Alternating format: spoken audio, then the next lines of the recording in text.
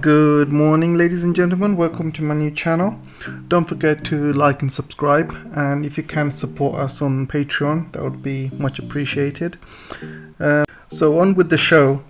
So today I'm going to be talking about Huawei, and a lot of you may or may not know the history of Huawei and what happened to them. They've been hit badly by the trade sanctions by the United States. So Trump at the time, on May 15th, 2019, President Trump at the time issued an executive order that bans the use of telecommunications equipment from foreign firms deemed a national security risk.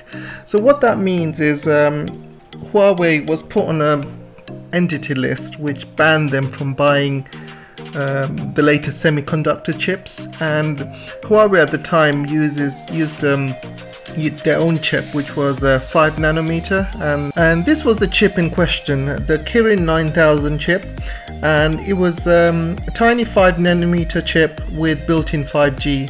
So Huawei was, at the time, obviously Huawei was the first company to bring out 5G, and it was outselling Apple phones in China, and America felt threatened really. They saw Huawei as a really up-and-coming technology company, and they felt really threatened that they would take a lot of business, not only from America but also from the world. So what did the US do as a result? Well, basically they put Huawei on the entity list, which basically meant that any equipment from foreign firms deemed a national security risk would be an issue.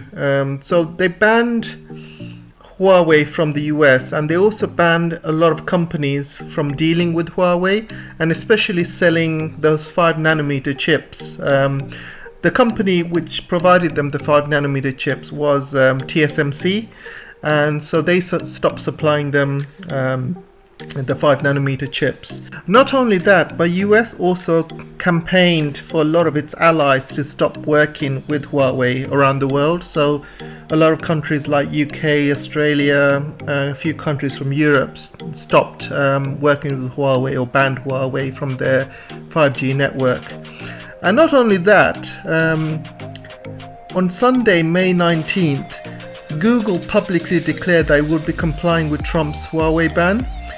Interpreting the language of the order, Google determined that the proper course of action would be to cut Huawei from Google's suite of digital products.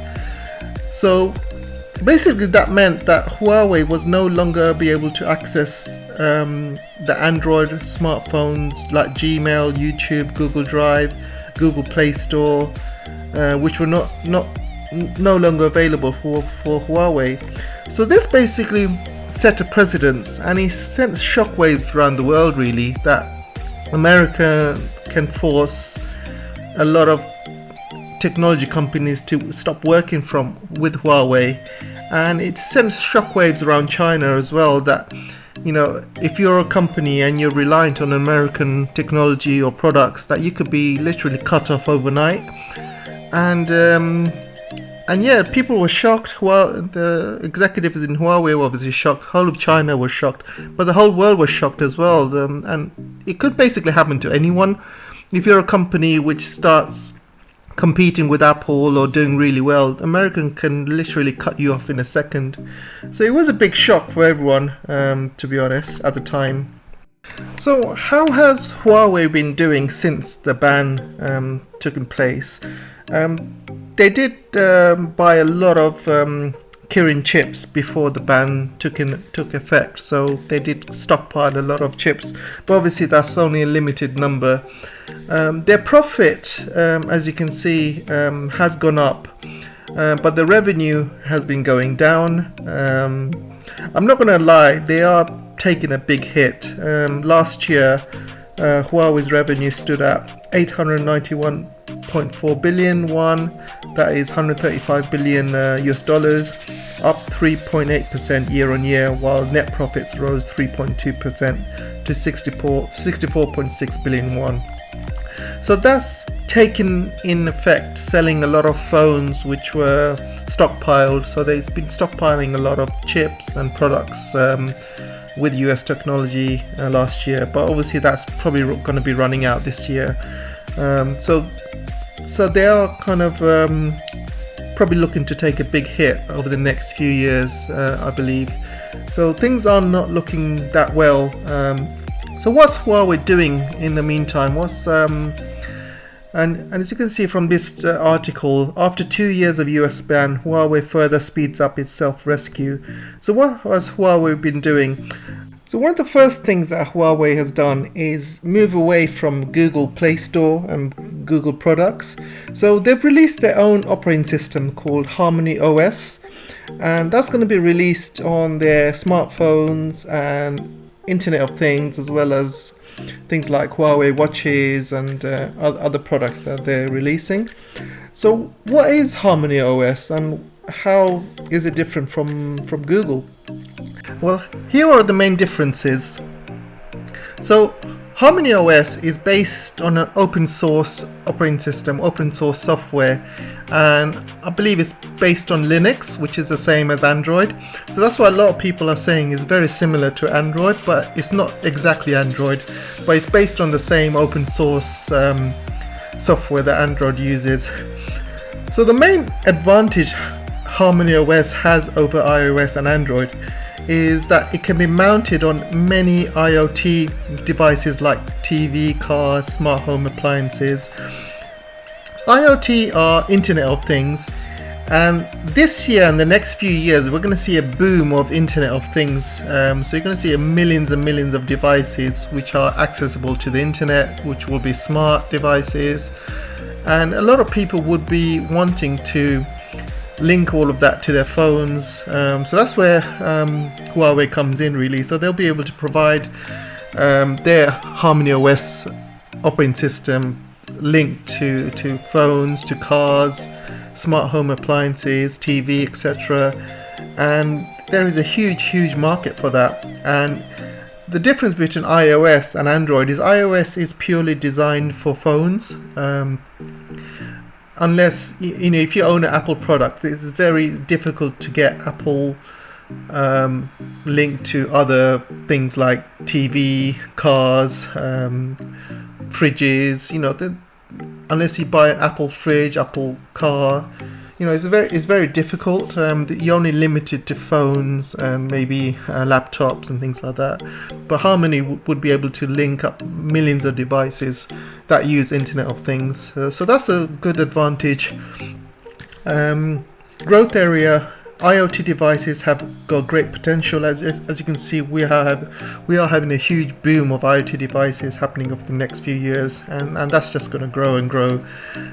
So HarmonyOS has got huge potential in that growth area. Advantages is open source, meaning that developers can create apps on it. It's not that difficult like it is on iOS.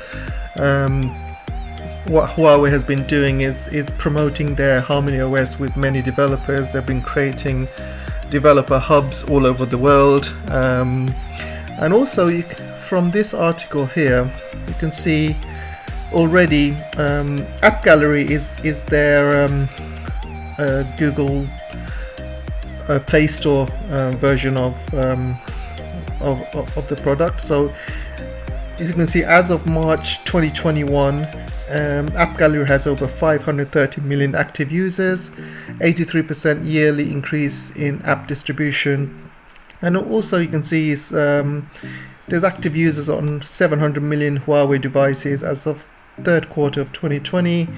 App Gallery has reached 350 billion app downloads as of 2020. App Gallery has 490 billion users in 170 countries. And nearly 1.6 million developers. So you can see it's growing.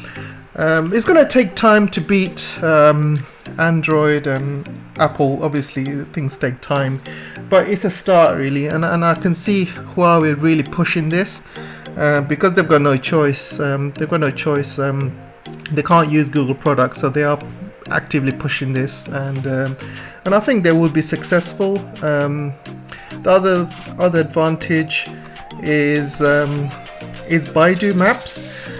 Baidu is Chinese versions of GPS. So Baidu has got its own satellite, and it's actually more accurate than GPS as well. So one of the things Google Google uses is GPS, and GPS is obviously an American satellite. So imagine if you're a technology company and Google cuts you off from GPS, and you'll be screwed really. So this way China has got its own Chinese satellite, which Americans have no control over, so it kind of gives you that self-dependency as well. So one of the things that this has caused is self-dependency across all of China really, and a lot of companies want to become self-sufficient, use Chinese products. They want to rely less and less on American products, because one day America might do to you what they did to Huawei. So that's one of the things. And also I want to talk about this article here.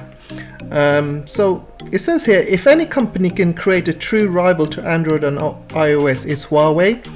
And this is because Huawei has got a huge fan base in China.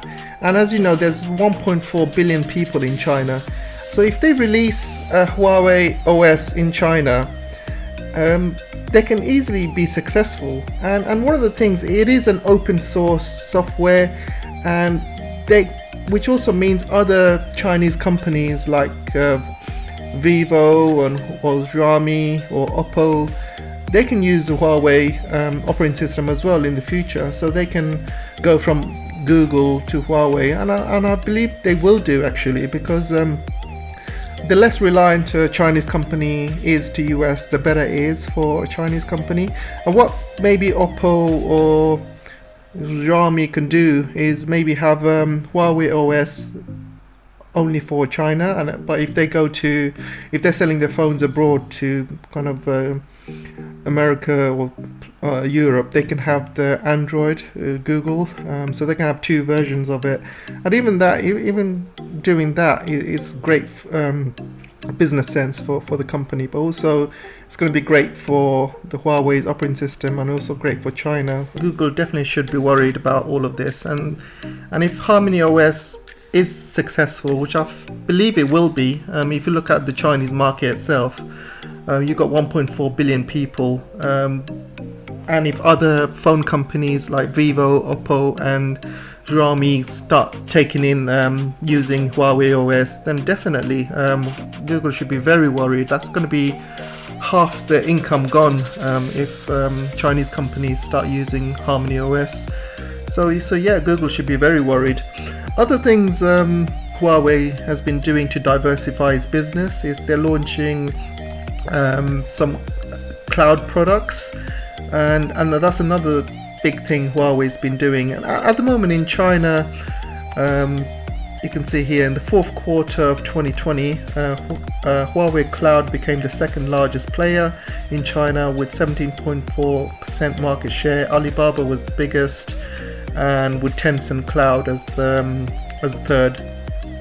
So you can see the cloud business is a huge up and coming business, and there's more and more companies using cloud, and I believe it's a huge money maker there for Huawei to get involved with cloud. Obviously Amazon, AWS and Google, they also offer their own cloud services, but I think with the amount of companies and with the amount of market share in China, I think Huawei should do pretty well. Other things Huawei is investing on is smart EVs. So right now they're not producing cars, but they are producing the software that goes into cars. And they're also doing all the autonomous driving and things like that. And you can see here that Huawei has reached level 4, a level that Tesla has not even reached. So that's another thing that kind of Huawei can branch out in EVs. And as you know, the EV sector is a huge sector. It's pretty much booming right now. It's going to boom even more over the next few years as cars goes from combustion engines to electrical engines. And if Huawei provides software to many different car brands, that's a big investment, and that's a big kind of money maker there. And also Huawei is developing a 6G technology as well. So that's going to, they're front lines to develop the 6G, and I think that's going to be coming up in the next few years as well. They're already doing the tests on 6G. So what's my thoughts, guys? I think what's happened to Huawei is a good thing, and people might say, why is it a good thing? Because I think it's kind of taught Huawei that, you know, first of all, they shouldn't be reliant on American technology and American products, and secondly, what it's done is help the company to diversify its products. While before, a couple of years ago, before the ban, they were purely focusing on the smartphones, and they had obviously two smartphones at the time. They had the high-end brand, they had the Honor brand as well, which was a low-end smartphone, and they were also kind of focusing on their 5G. But right now, Huawei is focusing on many different areas. They're looking at EVs, they're looking at cloud computing, they've got their own operating system, and they'll have a huge amount of IoT devices coming out over the next few years. And plus they're also doing a lot of things like smart mining, where you have 5G automated mining, and loads of other products, and they are diversifying, and they've learned a huge lesson from this episode, that not to rely on US. You know, they need to kind of focus on their own domestic brands and things like that. And Huawei has also kind of become a hero in China in terms of, like, you know, China has changed its whole strategy because of what's happened in Huawei, and Huawei took a hit for all of China, and because Huawei took the hit, all the companies in China are diversifying their suppliers, and a lot of them are going away from American products and American businesses, and focusing on homegrown talent and local talent, and that's just going to affect American businesses in the long term. If all the Chinese companies start diversifying, in their homeland, then that's just going to affect American businesses. So there'll be less money American businesses will be able to make from Chinese companies, as Chinese companies are going to be focusing on local brands and homemade products. So that's the good thing. I mean, going forward, Huawei, I believe over the next few years, they will probably make less and less profits. Their smartphone business is pretty much gone down the pan, so they can't create another smartphone unless they find a way to create 5nm chips, which I don't think they will over the next few years. Unless China is able to create its own 5nm, then Huawei will be able to go back to its phone business. But in the meantime, I think what Huawei will do is focus on 6G, focus on its own operating system, focus on IoT, focus on cloud computing, and by the time China, and if there is a chance that China can produce its own semiconductors in the next few years, and they can create their own 5nm, or the trade war ends and Huawei is back on the United States good books, and they can start producing their own chips and get other companies to manufacture their chips, then things might start looking good for Huawei, but that's looking unlikely at the moment. I think Huawei's best bet is for China to create its own chips, and they are going well, and I'm going to give an update on the chip market in another video as well. But I think going forward, it's good for Huawei to diversify. And another thing, if Huawei do develop this HarmonyOS, it'll be great for China, because they will have an operating system that they can manage and control and not rely on Apple or Google, because a lot of issues regarding data, I mean, where is all this data going to be held, if it's in Apple or if it's Google? If HarmonyOS, they guarantee all that data would be kept in-house, and that data would be required for artificial intelligence, and artificial intelligence is the major thing at the moment, and if Huawei wants to survive as a company, they have to incorporate a lot more artificial intelligence, and the only way they will do that is to gather the data. And imagine the amount of data they can gather from HarmonyOS if it's in all these IoT devices and smartphones and cars and TV. Imagine all of that data and how much more powerful Huawei would be in terms of artificial intelligence, because one of the things you need for artificial intelligence is data. You need a lot of data. So that's one thing that Huawei would have a benefit. And I think going forward, guys, I mean, yeah, look, their smartphone business might not do as well over the next few years. Even if China finds a way to do 5 nanometers, you know, you got TSMC who are releasing 3 nanometers and 2 nanometers, even 1 nanometer. They'll still be far behind unless they can get TSMC to manufacture these products for them.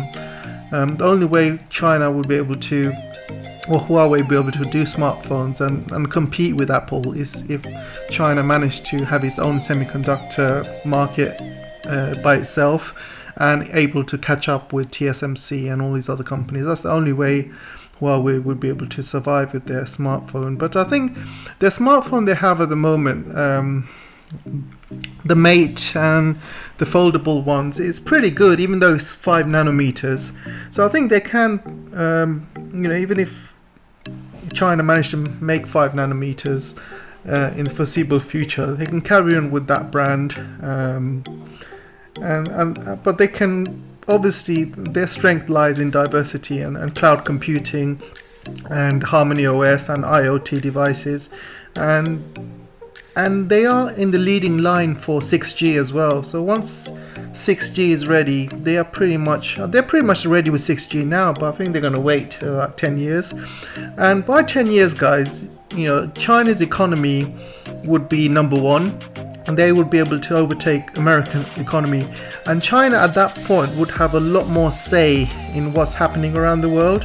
So a lot of so right now America's got the power. They can tell companies like ASML, do not sell to China, otherwise, you know, we'll blacklist you, we'll sanction you. But if China becomes number one, you know, they can say to ASML, look guys, we're number one, you know, you don't want to lose our market. America's on its way down, we're on our way up. Sell us your EUV machines. So things might change in, like, you know, in 8 or 10 years. ASML might decide, say, screw America, and, you know, start selling to a bigger market, which is China. And imagine all these semiconductor companies in China who have started, you know, this year and last year. Imagine there's hundreds and thousands of these semiconductor companies, and if ASML suddenly decides to sell to China, just imagine the market, and literally ASML would be the biggest company on earth. The amount of DUV and EUV machines they will be able to sell to China, they can't say no to that. And you know, once China becomes number one by 2030, Huawei will also release 6G. Huawei will be in a much better position as a company. They would be hugely diversified. America won't be able to sanction them in any way because their diversification, you know, is based on local products, local suppliers and stuff. And Huawei will be in a much better position in 10 years. And when 6G takes off and all of Huawei's products take off, and, you know, if things go well, if China managed to catch up with America in terms of semiconductors, or ASML decides to sell China its machines, then China will be in a much better position, and Huawei will be in a better position. And final conclusions, guys. I mean, all of this that has happened to Huawei has taken a big hit for China, and it's made China realize that it needs to be self-sufficient. It can't rely on America.